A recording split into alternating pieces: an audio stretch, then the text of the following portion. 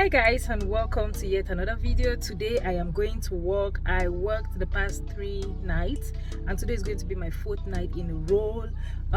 So the first 2 nights were very hectic, and so my charge nurse had to appeal or ask the day shift nurse, charge nurse, to make sure that they gave me an easy load because the 2 previous nights were really hectic and very busy on my part. Last night I had an easy shift, and I'm hoping that tonight I probably might have the same patients I had last night. And if that is the case, I'm going to be so excited because it honestly was an easy night shift last night, and hopefully it stays the same. Again, on the step-down ICU unit, things can change at any time. A patient who is almost ready to be discharged or almost ready to be downgraded can easily swing to the other side, and before you know it, the patient can be taken to the ICU. But I'm hopeful and I'm being optimistic that tonight's shift is going to be an amazing, calm and easy one. And so guys, let's go and see how this shift turns out. I'll see you guys on the unit.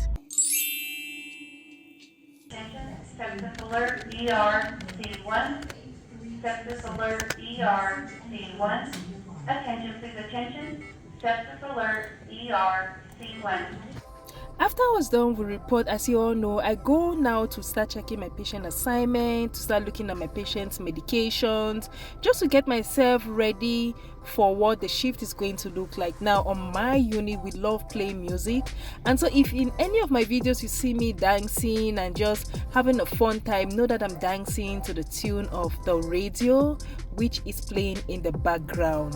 And so here I was talking to my charge nurse because we had an incident with one of my patients, and so she was checking to know if the provider had reached out to me and had given a medication so that we could help with what had happened with the patient. Visiting hours have now ended. It is time for our patients to rest. Visiting hours will resume tomorrow morning at 8 a.m. Thank you and good night. So after updating the provider, it was now time for me to write down all my medications for my night shift and get ready to go pull my medications. To all other nurses out there, what is your workflow like? Do you write your medications for your shift, or do you just go and pull out medications from the pixies whenever the pixies pops up saying that your patients have medication? So let me know in the comment section below. Are you for team writing down your medications for your shift, or are you for team just go to the pixies and pull out whatever medication is due at that moment for any of your patients? I'll be reading all the comments. At this point, I'm just curious. I want to know, what is the workflow of other nurses? For me, since I became a nurse, I have found a workflow that works for me, and that is honestly coming to work very early, writing down my medications, reading the notes from my patients so that I familiarize myself with what to expect for my shift. And you know, as the shift goes by, it gives me an idea as what to look out for, what to do, what I am yet to anticipate in terms of getting labs for my patient or looking out for lab results, giving my patient CHG baths, or just making sure that I have done everything that is expected for my shift. If we're just meeting for the first time, hi, hello, my name is Stephanie. I'm a step-down ICU night shift nurse, and welcome to my platform. I hope you stay subscribed to this channel by obviously subscribing, liking and sharing, and please do make sure to tag this video or share them to all other nurses that you know so that we can all educate ourselves on the step-down unit, and why not learn as we go. Okay guys, so it has been a crazy one, and it is 10:49 p.m. and I'm only getting the chance right now to update you guys on how crazy the shift has started so far. So when I got on the floor, the original plan was for me to have 2 patients and then 2 new admitted patients. So I had to advocate for myself to the charge nurse and say, hey, there's no way I'm going to be getting 2 admissions tonight, whereas the other nurses have all old patients. So I had to trade with another nurse to get basically a patient who is already on the floor, and then one other nurse is going to get an admission so that it makes it even. So I started with 3 patients and 1 open room for a new admitted patient.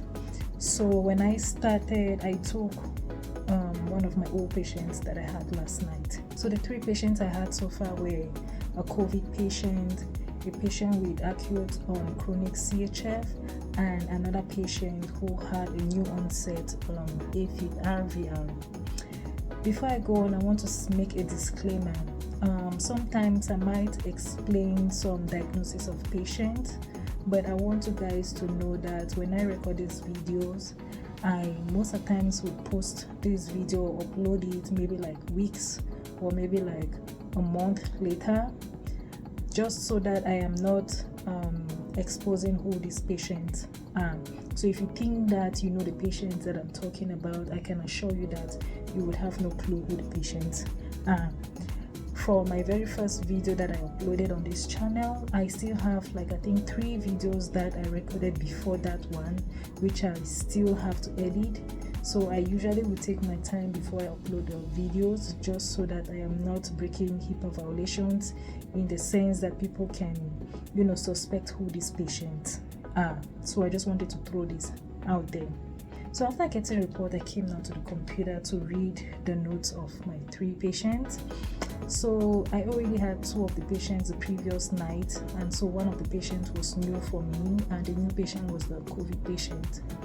And so one of my patients called that they wanted to be helped to the restroom. So yesterday when I had this patient, all day yesterday the patient was on 5 liters nasal cannula oxygen requirements, but when I got the report today, the patient was upped to 6 liters nasal cannula.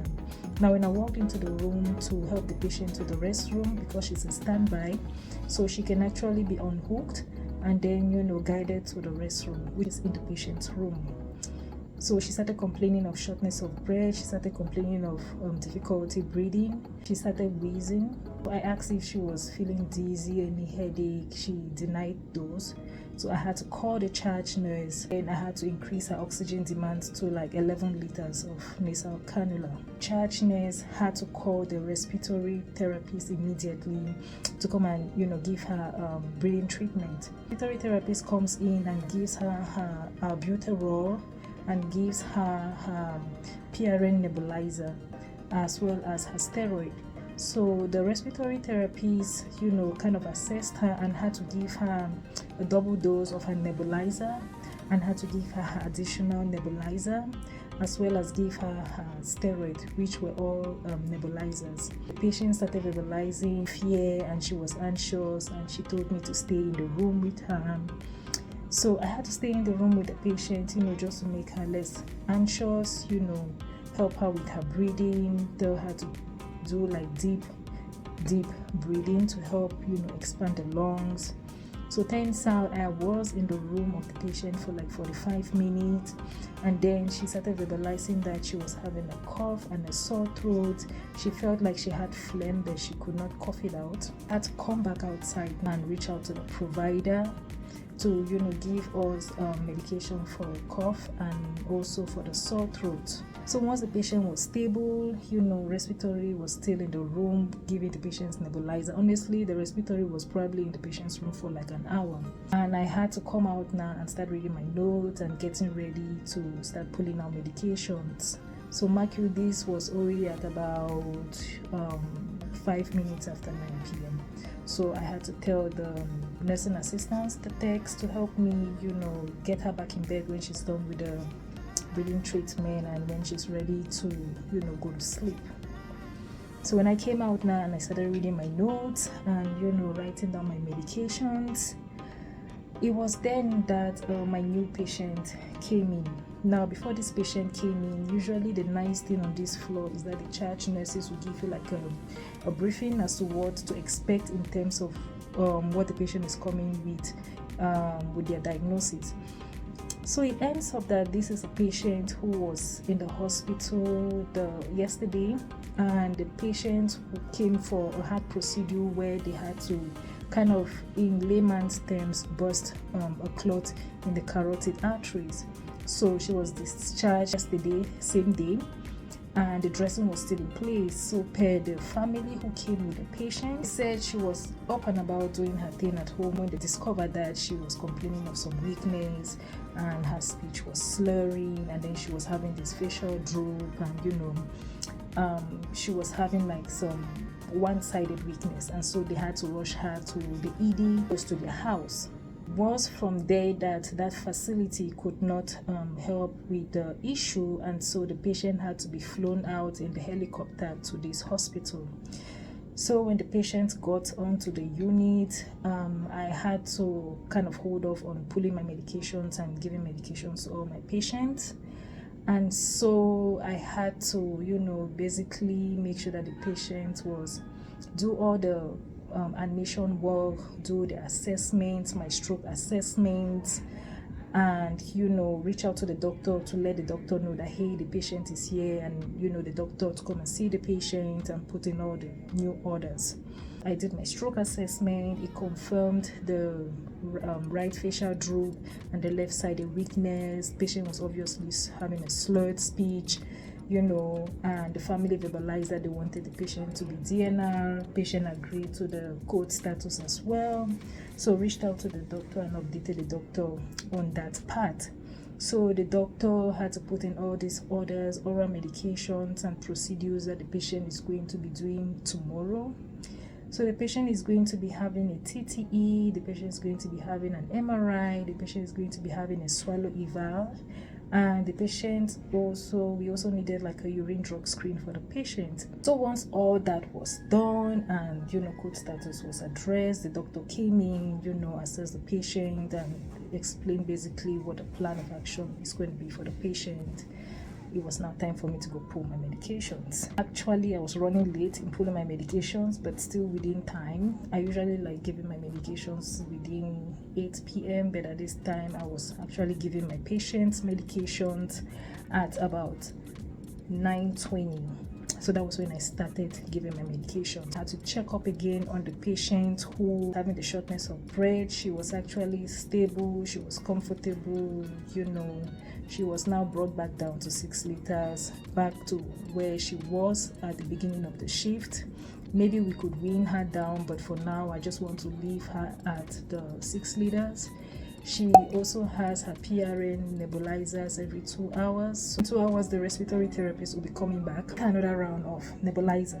After that has been done, I went back now to check on my new stroke patient to get the urine sample and to attach a new code status wristband on her hand, because I'm that nurse that I like that when my patient is a DNR, I love to wear that wristband because I love to take my break out of the nursing station. So if anything should happen to my patient, I always want anybody running into that patient's room to know that, hey, this patient is a DNR because they have their DNR band on. So after all that has been done, urine sample has been sent, and now I am getting the time to come and update you guys. It is honestly 11 p.m. I haven't done any documentation yet, aside from the documentation for the new patient. I've done the admission and the assessment and education and care plan and all of that. And so I'll be going out now to go do my 8 p.m. documentation, which I know would also coincide with my midnight documentation. So that has been the update so far. I honestly did not think that my shift was going to start this crazy, but like I said, the step-down unit is that unit that anything can happen at any time. Honestly, I thought that this patient who was having shortness of breath, I was going to have to call like the react team to come and attend to the patient, but good thing the respiratory therapist was already on the floor and already giving their breathing treatment to the patients on our floor. So it was a quick, stop by for the respiratory therapist. The patient she was attending to and come and attend to this one. So patient honestly had their nebulizer, but it was a double dose. So instead of albuterol 2.5 milligram, she ended up having 5 milligram, and then she got another nebulizer and then a steroid. That got her better. She's no longer wheezing at this point. She's actually stable acted, and she's out of the danger zone, hopefully, at least for now. So it's time for me to go out there and start doing my documentation. Honestly, when I'm caught up with all my documentation, I probably will come out for my lunch break, and during that time I'm going to give you guys updates. But one of my patients' pain medicine is due at 11 p.m. So I probably will have to go out there and pull their pain medicine and, administer it to the patient before starting to document. Guys, I'll see you after I've given my patients pain medicine and I will have to start documenting. I hope that if you're a nurse who is considering coming to the step-down unit, you have to be prepared for, these out of the blue changes that can come on your patients, and be very ready for it, in terms of your critical thinking cap and what to do and how to help the patient and how to, kind of calm them down when they're anxious, give them that emotional support when they need you. Let me know where you're watching this video from. I know I have people who are watching from Africa. I know I also have new grad nurses. I know I have nursing students. It would mean the world to me for me to know where you're watching from, so we can chit chat, so that my future videos also I can try to streamline it best for you and your needs and for your own understanding. I understand that for those who are still nursing students, I might have to explain certain pathophysiology even more, and for maybe new grad nurses, I might have to explain to them how to navigate the critical thinking aspect. And for the old nurses who are trying to convert to the step-down floor, maybe what to expect and to better make that informed decision if this is what they really want. And for the nurses who are already on the step-down unit, if maybe what are your own experiences, let us chit chat, let us share, let us bump head, let us learn new things. So drop comments in the comment section. What else do you want me to address? What else do you want me to show? What else do you want me to let you all see in a nutshell? So guys, I'll be out there and I'm going now to start documenting. I'll see you in the nursing station. So I had to now pull out medications for my new patient who arrived on the floor, the patient whom I had to collect urine sample, I had to put on their DNR band, and also, they wanted pain medicine. So I had to obviously give them their pain medicine before I go and start documenting my 8 p.m. documentation or my shift assessment for my shift. To all other nurses who are loving my videos and watching my videos, I want to know, what unit are you guys working on? Can you also express or tell me what your workflow is like? Obviously, I know that nurses who work on the OR, they pretty much work day shift, and once procedures are done, it's time for them obviously to go home. In the ER, you have to look out for new patients who are coming with new complaints. You have to triage them in accordance to their acuity. You have to just look out for maybe patients getting septic, for patients acuity just changing. So I really want to know how the workflow on other units look like. Please drop it in the comment section.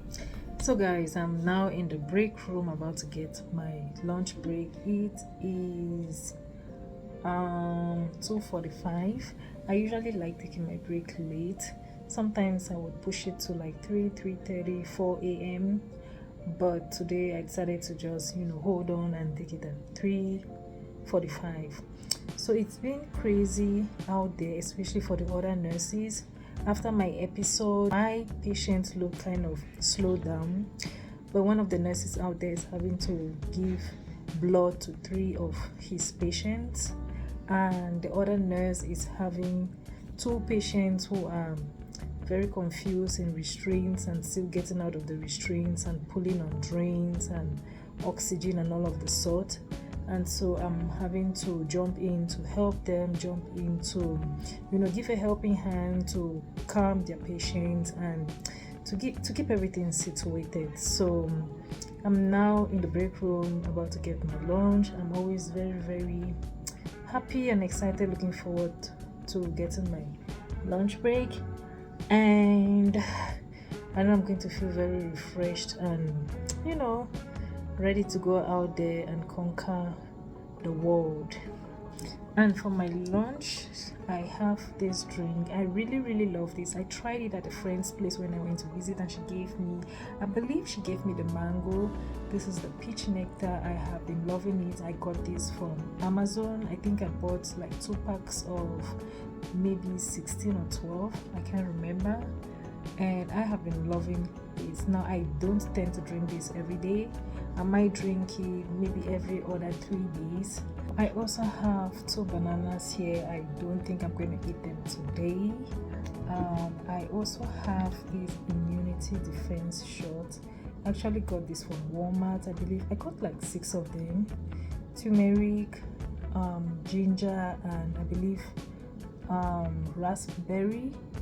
I love them so much because, as it says, it's an immunity defense shot. Very hot and spicy, especially the ginger version. And in my lunch bag, I always love to also carry some popcorn, just to, to snack on when I feel like maybe a little sleepy. Yeah, I love the popcorn that has a little bit of butter on it, just to give it some flavor. So once I'm done with my lunch break, I am going to go out there and continue documenting. Now I know I'm going to be leaving when it's like after 4 a.m. And so when I go out there, I will go and do my 4 a.m. documentation and check on my patients, ask if anyone needs any pain medicines. My COVID patient hasn't honestly been a hell of a stress tonight. But for the patient who had like the issue of the shortness of breath, they've been calling like back and forth, wanting to go use the restroom, especially number 1. I wouldn't fault her or be mad at her because she is on IV Lasix, just to release some of that fluid for which she came on for acute and chronic CHF. The other stroke patients, the new patient, basically they have a Foley, family is in the room sleeping with them. She has pretty much just slept all night.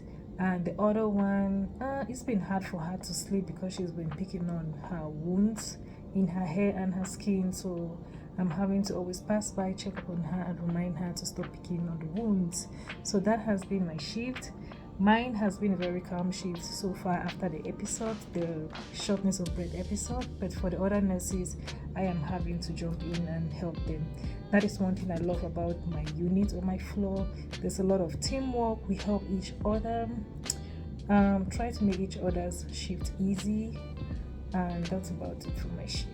At this point, I would love to know if doing a sit-down video where I explain to you guys what has happened and what intervention I did for my patient is being educative enough for you guys. I'm just trying to see how else I can educate you guys and give you people more education. So let me know in the comment section if you're loving these sit-down videos so that I can anticipate doing them more often, or if you would love seeing me doing things more often than explaining things to you guys.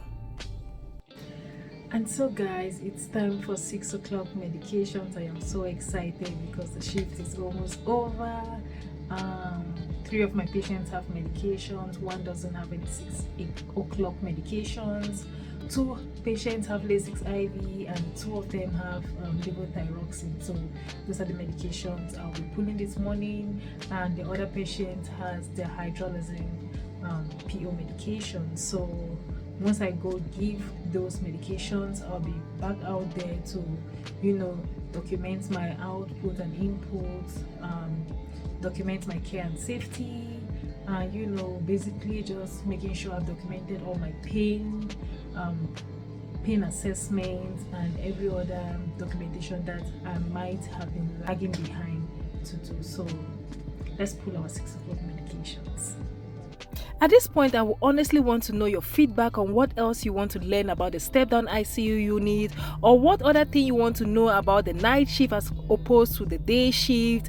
I really want to get your feedback because I am all about educating you guys and creating awareness, obviously, to all my new aspiring nurses and nursing students out there about the step-down ICU unit. If you have obviously watched this far into the video, this tells me that you are loving my content, and so I would urge you to please subscribe subscribe, like and share to all other nurses and those who are still contemplating what you need to start their nursing career on. Also, let me know what country you're watching my videos from, because I am obviously making new friends and I am loving how far my videos are going out and how much people are being transformed by the education I provide. And like I always say to all new nurses out there, please stay encouraged. Some of these skills are definitely going to come with time, and so I want to advise that you watch more of my videos so that you can learn more things about becoming the aspiring or the seasoned nurse that you want to be. And from me to you, thank you all for staying right up to the end of this video. I do love you guys from the bottom of my heart. Your love, your support means the world to me, and I hope that you are being transformed honestly within and without, in becoming the better nurse that I know you are, the better nurse that you are aspiring to be. And I'll see you guys in my next video. Please stay tuned, take care, and God bless you. Bye guys.